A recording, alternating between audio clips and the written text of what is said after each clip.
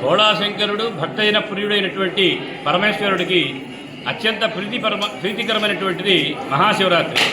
దీన్ని మహాశివరాత్రి అని ఎందుకన్నారంటే, మామూలుగా మనకి ప్రతి నెలలో కూడాను శివరాత్రి వస్తుంది, దాన్ని మాస శివరాత్రి అన్నాం.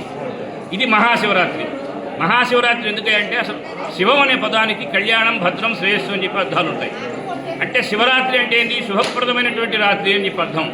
ఎవరైతే భక్తి విశ్వాసాలతో ఈ శివరాత్రి శుభ సందర్భంగా దగ్గరలో ఉంటే కనుక నదీ స్నానం చేసి ఆ పరమేశ్వరుని యొక్క దివ్యమైనటువంటి క్షేత్రాన్ని దర్శించుకొని పరమేశ్వరుని యొక్క దివ్యమైనటువంటి నామాన్ని జపించుకుంటూ, ఎందుకంటే మనకి ఒక్కొక్క యుగంలో ఒక్కొక్క విధమైనటువంటి విధానం చెప్పింది శాస్త్రం.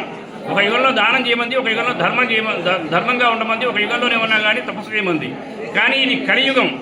కలౌ స్మరణాన్ముక్తి అన్నారు. అంటే ఈ కలియుగంలో ఎవరైతే స్మరణ చేస్తారో వాళ్ళకి ముక్తి లభిస్తుంది. ఆ స్మరణలో కూడాను అమోఘమైనటువంటి దివ్యమైనటువంటి ఫలితాన్ని ఇచ్చేది అంటే శివనామ స్మరణ. అందుకనే పెద్దలు అన్నారు, శివ శివ అనరా చింతలు తీరురా అని చెప్పి. అట్టి శివనామ స్మరణ చేసి ఆ శివనామ స్మరణ చేస్తూ కూడాను ఆ శివరాత్రి యొక్క ఉపవాసం ఇవన్నీ కూడా ఉంటూ భవ్యమైనటువంటి దివ్యమైనటువంటివి మహామహిమాన్వితమైనటువంటి అమరావతి పుణ్యక్షేత్రం, దీన్ని దక్షిణ కాశీ అన్నారు. అంతేకాదండి, ఇది అమరావతి అంటే సాక్షాత్తుగా దేవతలు నడయాడినటువంటి దివ్యభూమి ఈ అమరావతి.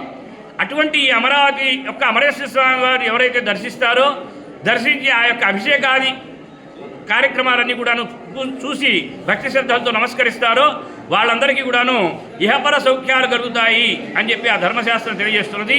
దీన్ని దక్షిణ కాశీ అని ఎందుకన్నారా అంటే, మనకి ఇక్కడ కృష్ణానది ఉత్తరవాహినిగా ప్రవహిస్తూ ఉన్నది, అలానే కాశీలో ఉత్తరవాహినిగా గంగానది ప్రవహిస్తుంది.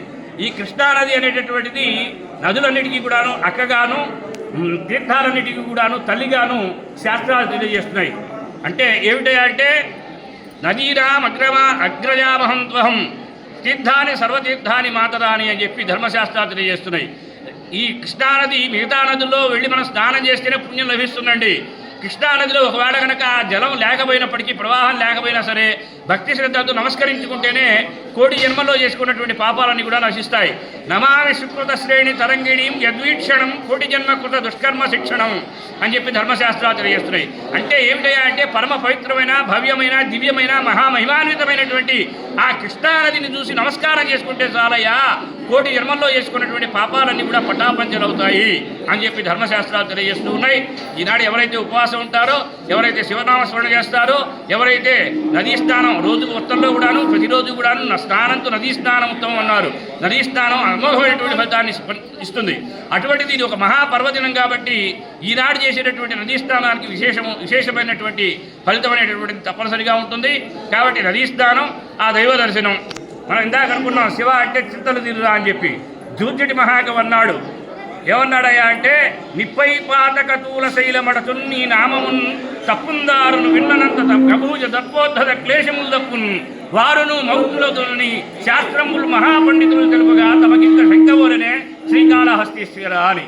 అంటే మహాపాతకాలన్నీ కూడాను మనం ఏంటంటే ఒక పెద్ద దూది కుప్పను పెట్టామనుకోండి, దాంట్లో ఒక మినపగింజంత అగ్నిని అంటే ఒక నిప్పుడో పెట్టినా అది మొత్తం భస్మం అయిపోతుంది. అలానే మనం అనేక తెలిసి అజ్ఞానత చేసినటువంటి పాపాలన్నీ కూడాను ఆ శివనామస్మరణ చేసినందువల్ల పటాపంచలవుతాయని దాని అర్థం. అందరూ కూడాను ఆ పరమేశ్వరుని దర్శించుకొని సర్వసౌఖ్యాలు పొందవలసిందిగా ప్రార్థిస్తూ ఉన్నాం.